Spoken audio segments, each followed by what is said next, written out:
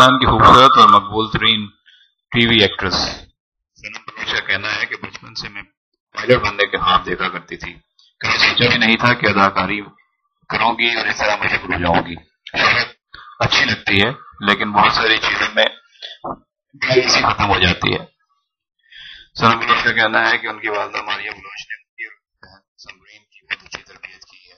دونوں بہنیں بڑے پیار سے رہتی ہیں اور سمرین بلوچ نے ہی پہلے اداکاری اور میزبانی شروع کی تھی اور سندھی پروگراموں سے انہوں نے اپنے کیریئر کا آغاز کیا.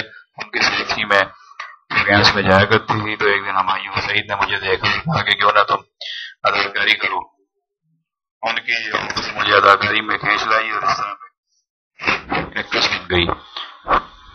مجھے بعض لوگ جب یہ کہتے ہیں کہ مغرور ہے تو مجھے سن کر بڑی حیرت ہوتی ہے کیونکہ میں تو گھر میں بڑی ناٹک اور شرارتی مشہور ہوں اور مجھے اسی میں مزہ آتا ہے. میں بالکل اوپن رہتی ہوں لیکن ظاہر ہے کہ ہم قدم کر کے گھر چلے جاتے ہیں اس لیے بعض لوگ مجھے ریزرو ہونے کی وجہ سے مغرور سمجھتے ہیں، حالانکہ ایسا نہیں ہے.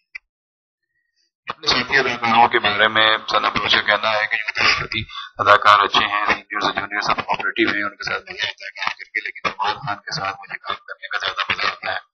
اگرچہ ان کے ساتھ میری زیادہ فرینکنس نہیں ہے لیکن جب اداکاری کرتے ہیں تو اس کی اداکاری مجھے اچھی لگتی ہے اور مجھے مزہ آتا ہے کہ میں عمران خان کے ساتھ اداکاری کروں. شادی کے بارے میں سنم بلوچ کا کہنا ہے کہ یہ فیصلے تو نصیبوں کے ہوتے ہیں اور قدرت میں جو لکھا ہوتا ہے وہی ہوتا ہے، لیکن فی الحال میں نے اس بارے میں نہیں سوچا. جب کوئی موقع آئے گا تو ضرور بتاؤں گی، چھپاؤں گی نہیں.